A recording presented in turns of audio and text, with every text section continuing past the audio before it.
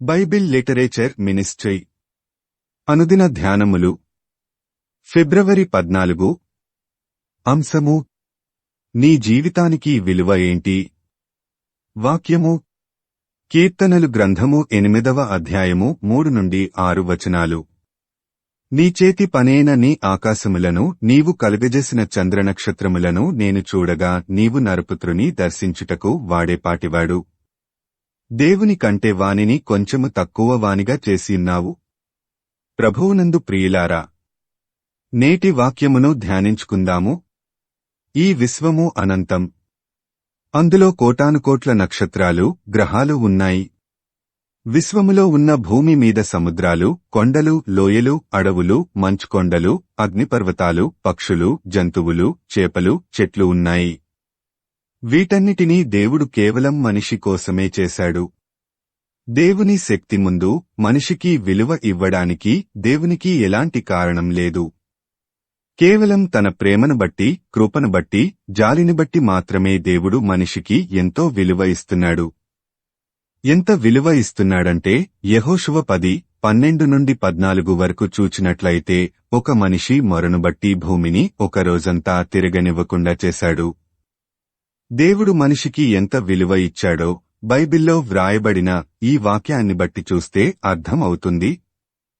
వాస్తవానికి ఈ భూమి మీద మనిషి స్థితి ఏంటి?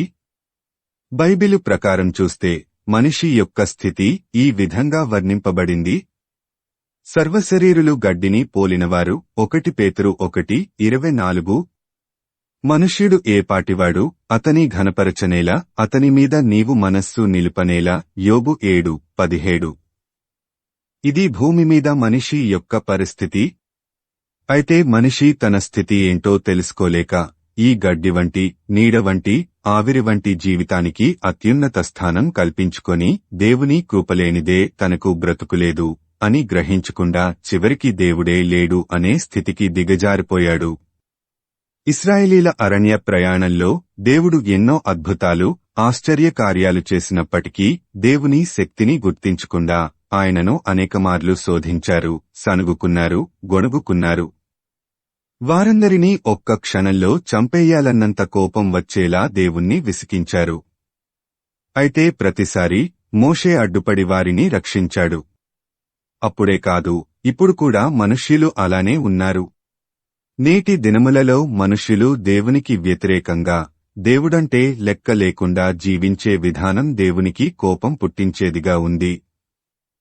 అయినప్పటికీ దేవుడు ఈ భూమిని నాశనం చేయకుండా ఉండటానికి కారణం యేసు ప్రభువే. మన పాపముల కోసం ఆయన శిలువలో కార్చిన రక్తం వృధా కాకూడదని, మనం మారాలని ఆయన మధ్యవర్తిగా ఉండి మన తరపున తండ్రి దగ్గర వేడుకుంటున్నాడు. మనం నాశనం కాకుండా యేసు ప్రభువు అడ్డుపడుతున్నాడు కాబట్టే మన ఆటలు ఇంకా సాగుతున్నాయే తప్ప దేవుని దగ్గర మనకెలాంటి విలువ లేదు.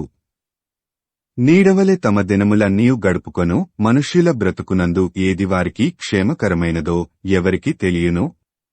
వారు పోయిన తరువాత ఏమి సంభవించునో వారితో ఎవరు చెప్పగలరు? ప్రసంగి 6:12.